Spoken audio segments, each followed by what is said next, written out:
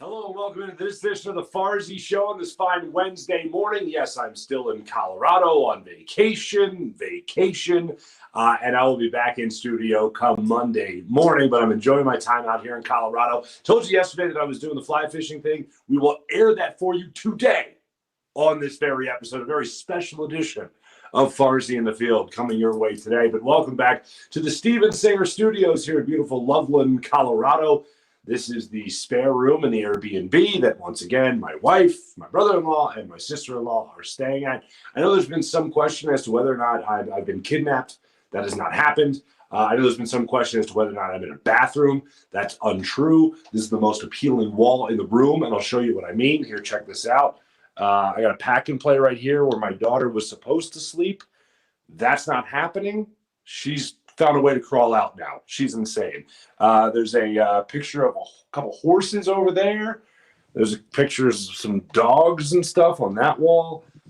I don't know. I just know the Airbnb owner, I think, is just really into to animals. And I'll see if I can't get the laundry out of the way there. There we go. That's a little bit better, right? So there's a full tour of my Steven Singer studio. Yeah, here on this fine Wednesday morning. Anyway, enough about me, enough about where I am. You should know that already. But how about them Phillies, and how about where they're at, which is a game and a half out of first place? Now, that's exciting right there. JT Realmuto's on fire. Gene Segura starts him off with a first pitch home run, leads off the game for the Phillies with a dinger. And then Patrick Corbin was just unhittable, it seemed like, for like 6 more innings. Just completely unhittable. And then JT Realmuto said, guess what? I got your Huckleberry right here. Blasted one in the right center field. Then you get a 2-run homer later in the inning from Ronald Torreyes, who just all of a sudden becomes like the greatest player ever. And the Phillies have themselves in a spot now. There was a little scary moment there, but it wasn't because of the bullpen. It was because Zach Wheeler started to leak some fuel there later in the game. That 8th inning got to him just a wee bit. But Phillies were able to withstand the surge, the power surge late in the ballgame, the 7th and 8th inning from the Washington Nationals to win the ballgame 5-4. Like I said, JT Realmuto went deep, Ronald Torreyes went deep, and Bryce Harper's blast made it a 5-4 victory for the Phils. Bryce Harper, 5 home runs now against his former ball club this season. 5 of his 17 home runs, I believe it is, against the Nationals this year. I'm excited. No praying mantis. No praying mantis in sight. But I'm excited where the Phillies are at right now. I hope you're excited where they're at right now. The Mets. I said yesterday, it's been almost 2 weeks since the Mets have won back-to-back games. They have now lost 3 in a row, while the Phillies have won 3 in a row now. And the Braves, unfortunately, are winning some ball games as well. They're 2.5 games out of first place. Do the math, just 1 game behind the Phillies for second place in the NL East. Keep on pushing, Phillies. We're all rooting for you. At least I hope we're all rooting for you. I know I'm rooting for you.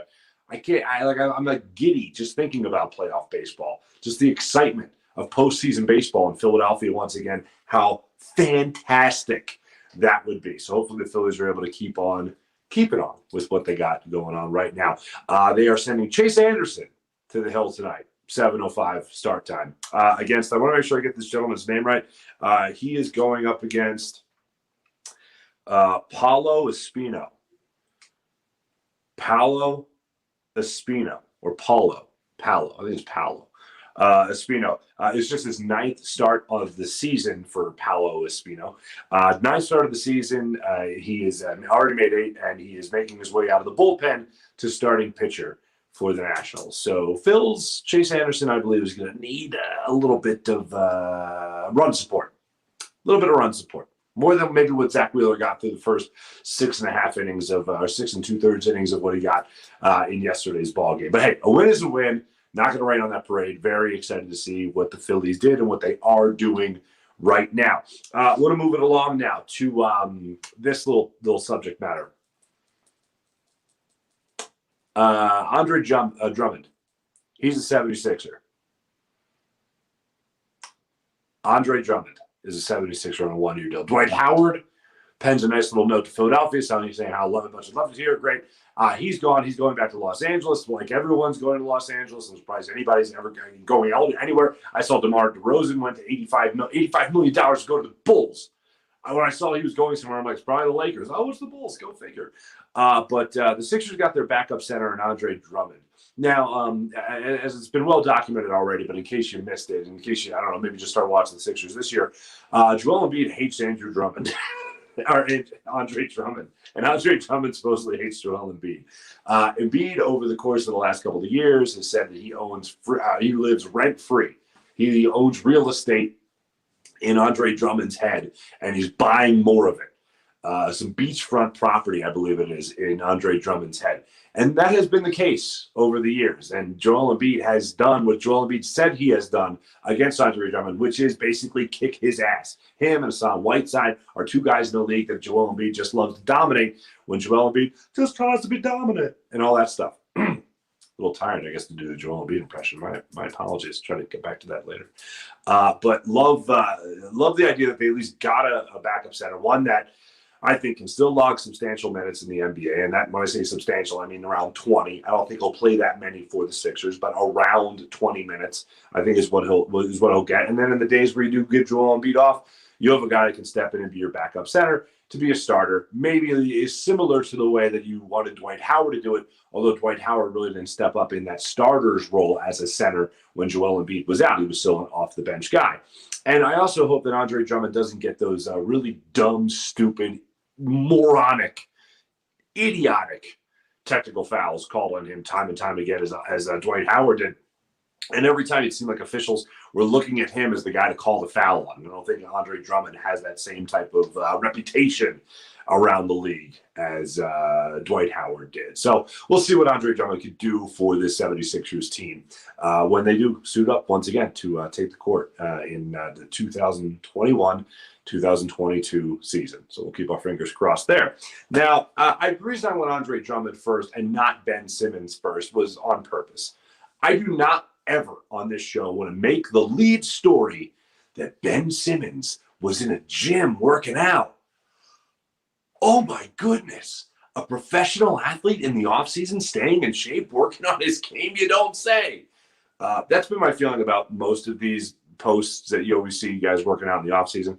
Good, you're a professional athlete. You should be doing it. You know what's breaking news? When I work out. That's breaking news. It's not breaking news when an athlete is working out. Me, getting my fat ass off the sofa? Oh, that's headline news. Tweet it out.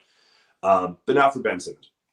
And I saw the Ramona Shelburne story that came out on the Jump yesterday on ESPN, talking about how the Sixers would welcome back Ben Simmons. Well, contractually speaking, yeah.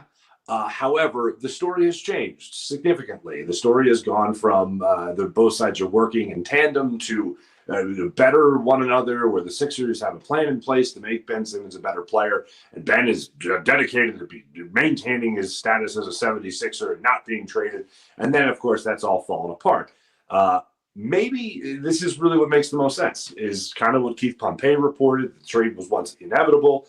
However, maybe it doesn't happen until the preseason even. But if it goes to that point, maybe you see a different Ben Simmons. Maybe hoping on hope that you see a Ben Simmons that does come in here with that mid-range jump shot. He's a 75% foul shooter, and he's changed his game like that. If that's the case, then I'm all in. I'm all for it. Let's party. If it's not the case, then yeah, trade him. Get him out of here. But right now, the Sixers are asking a king's ransom for Ben Simmons. And I think they're doing that because they know what they have if he does take a couple of steps forward in his career. 2 steps forward, actually.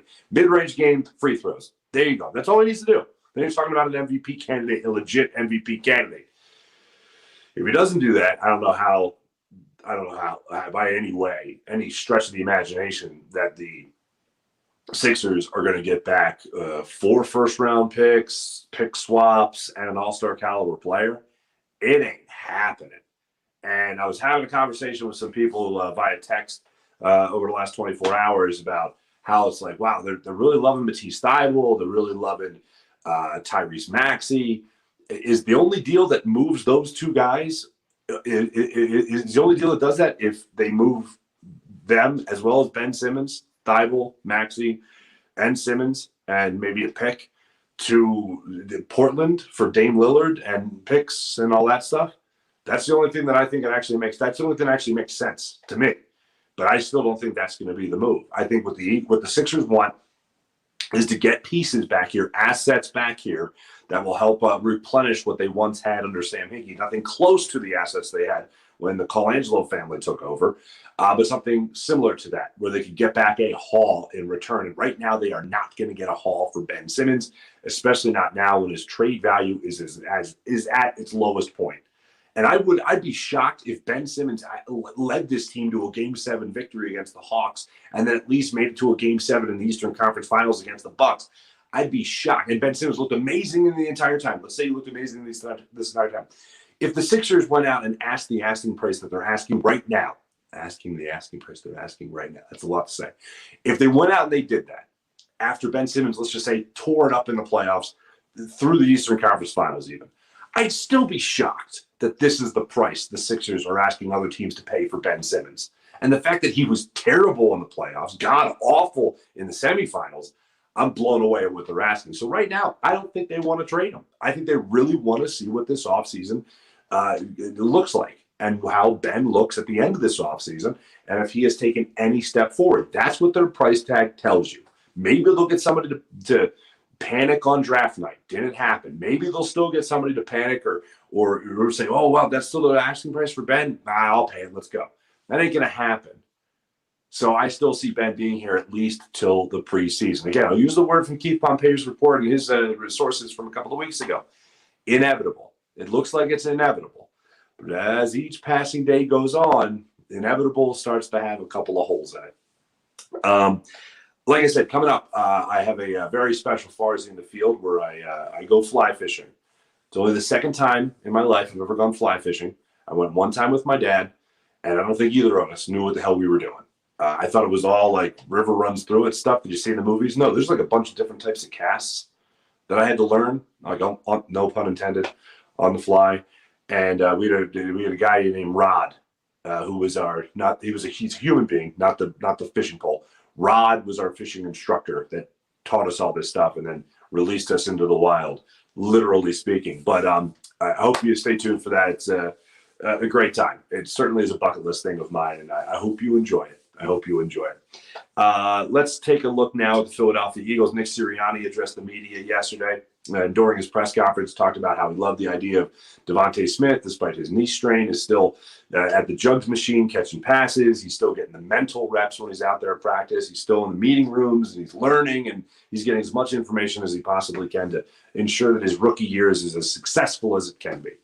Great. But there's one thing Nick Sirianni said that really stuck with me, and he was asked about analytics. And first and foremost, I'll say this. I feel like every coach is missing a great opportunity with analytics whenever they're asked about analytics.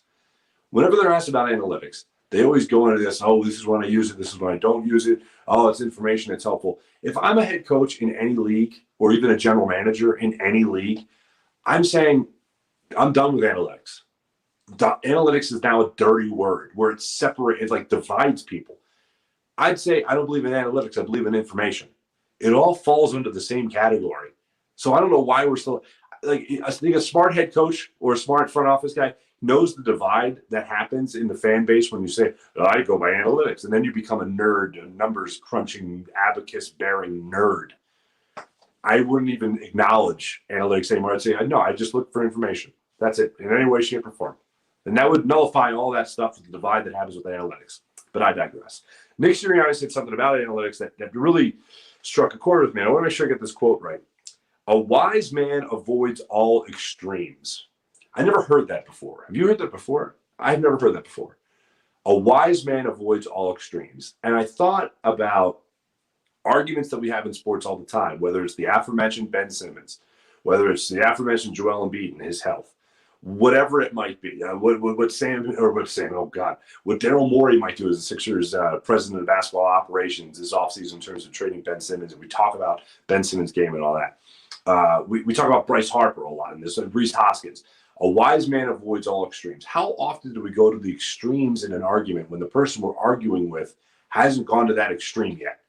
And the perfect example of that really is a guy like Jalen Hurts. And it's like, if you even say to somebody, oh, Jalen Hurts, I think he can play. Oh, Jalen Hurts can play. Now you're putting him in the Canton. And it's like, whoa, hold on. let's avoid that extreme. I urge everyone in our arguments that we're going to be having throughout the entirety of football season, let's avoid the extremes. I thought it was something smart Nick Sirianni said. I never heard that before, and I really liked it.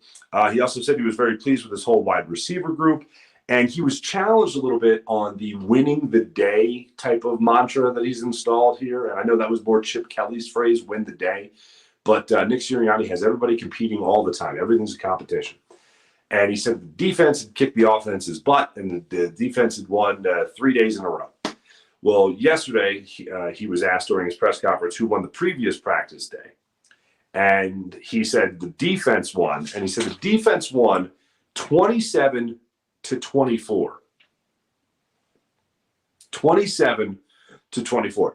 You think about how many people are in camp right now. You think about how many people are playing right now. So does that go position battle by position battle? It can't, obviously. I don't know how they got 27. I don't know how the offense got 24. But bottom line is defense is now 4-0 against the Eagles offense. So they might want to pick it up just a little bit.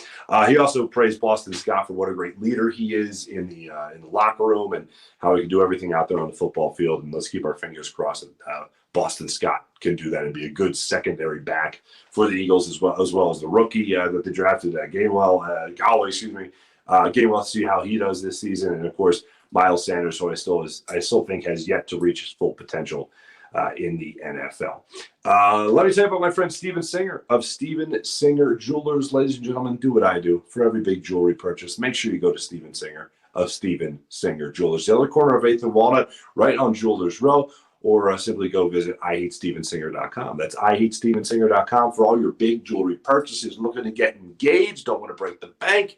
Guess what? Steven's got two things for you. One, the perfect price every single day. You don't have to worry about cashing in on a sale. You don't have to worry about that. You missed a sale. It was yesterday. Oh, no. Every day is a sale because it's the perfect price every single day. On top of that, he also has the Ready for Love diamond engagement rings. You walk in, they open up this nice box. It's all in there for you. There's like a dozen rings you can look at. Pick one out. Move on with your day. Get married. Enjoy your life. I wish you nothing but happiness. And Steven Singer takes care of everybody. That's why I send my friends and my family there, and I send you there as well. Steven Singer, the other corner of 8th and Walnut, or IHateStevenSinger.com. Use the appointment scheduler, make yourself an appointment, and stop on by every single day. The perfect price at IHateStevenSinger.com, and of course, the other corner of 8th and Walnut.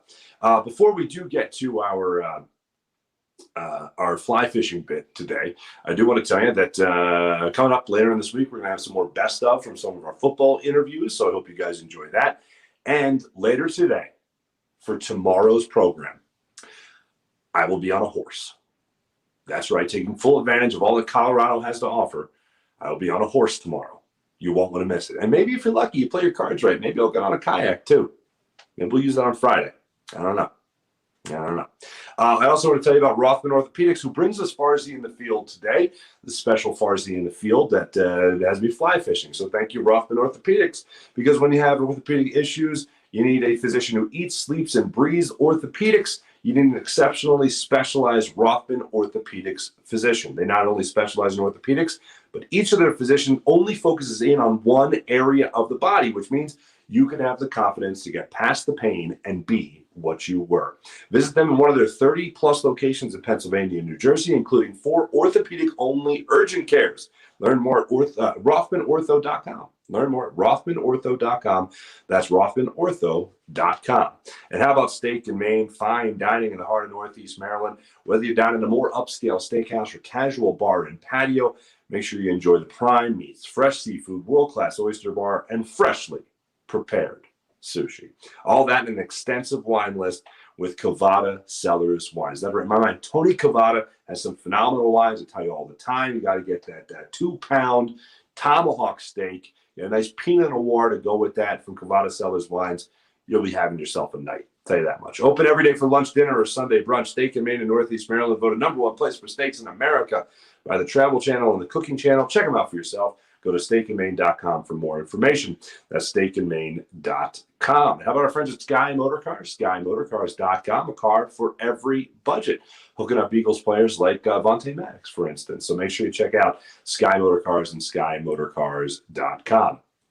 Also, phlsportsnation.com. That's phlsportsnation.com, covering all your favorite Philadelphia sports teams across blogs and social media. That's phlsportsnation.com. Real quick personal announcement. I know some of you might have seen this. Some of you haven't. If you have not, I am just thrilled to be a part of this post-game show. It's going to be Birds Live post-game show with my good friend Derek Gunn, who I worked with for a couple of years there at NBC Sports Philadelphia. I respect this man. I respect this man so much, and I'm just so thrilled to be on board with this Eagles post-game show that you can watch after every Eagles game. It's part of Jacob Media. Devin Caney, who I know from the NLL in my 1 year of being the in-arena voice of the Philadelphia Wings lacrosse team. And, of course, you all know and love Lane Johnson. He'll be a part of the show as well. I'm thrilled to be a part of it. I can't wait to start. We are going to have some good times, hopefully some good times enhanced by the Eagles throughout the season. So thanks to my man Derek Gunn. Thanks to Joe Kraus and, of course, Josh Weinfeld for making it all happen. Much appreciated to all you fine people. Without further ado, let's step in to a little stream. You'll see it. I was expecting to see a big river to go fly fishing in. It seems like a little stream. However, it's literally called like Big Thompson River up in Big Thompson Canyon, which is not far at all from Drake, Colorado. I explained it all here, but thanks for watching. Thanks for listening. Thanks for hanging out. Once again, tomorrow, hope to be horseback with you guys tomorrow and maybe on a kayak as well. Have a great day. Enjoy this version of Farzy in the Field here on the Farzy Show, presented by Steven Singer Studios.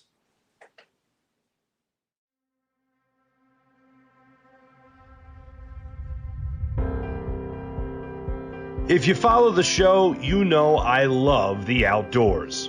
Oh, it's a monster. Look at this bad boy. First fish I ever caught on my kayak. How awesome is that? And it's always been a dream of mine to fly fish in Colorado. The scenery, the wildlife, and the water itself seemed like something I had to experience. So when the chance presented itself at my wife's family reunion out there, I jumped at it. Meet Rod, my fly fishing guide for the day. He's a lifer of the restaurant business that finally said, "Get your own damn fork, I'm going outside." Now he's been a fly fishing guide in Colorado for the last 6 years. Tangle? You go see Rod. Lose your fly? See Rod. Need advice? You guessed it, Rod. Rod, the fishing guide, has us up at Big Thompson River in Big Thompson Canyon, about an hour and 20 minutes north of Denver, Colorado. That's where we set our scene. I mean, look at this place. This place is incredible. Just gorgeous. This is, without a doubt, like a bucket list thing of mine to go fly fishing in Colorado. So,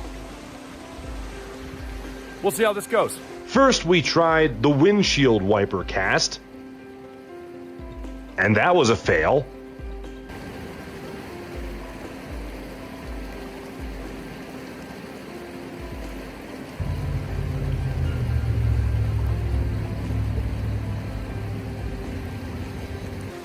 So, of course, Rod told us don't yank up on the line quickly because you'll get a massive tangle. I didn't think I did anything different than my other 400 million casts today, but like, look at that. How bad is this tangle of the ones you've seen? This is about a 6 on a scale of 10. Okay, all right, I don't feel that bad about it then. There we go. All set, untangled. Thanks, Dad. Then back to fishing. Until I lost a fly. I'm back with Dad. Hi, Dad. So I'm trying to cause as many problems as possible. So let's see, I checked off Tangle. That was rated, what did you say, 6 or 6.5? 6. 6 was the rating of my Tangle. And then I lost my fly. Dad here set me up with a nice fly that I caught on a weed and immediately lost the fly. So 2 problems, 0 fish. But at least I'm keeping you busy there, Rod. We'll get one. We'll get one. This is part of the whole process. Optimism. You're not a Philadelphia sports fan, are you? A what? Philadelphia? Yeah, you're not a Philadelphia sports fan, are you? Where are they? And then it finally happened.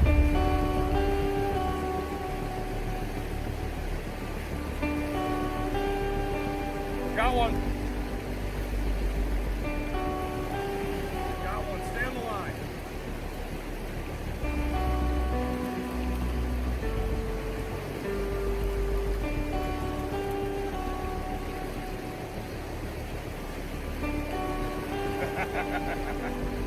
Just a little guy, but all worth the trip.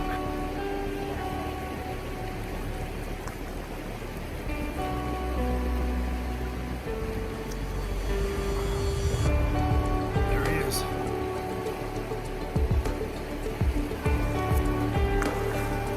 Often when you check off something on your bucket list, you think, that was fun, glad I did it. Well, this is something I can't wait to do again.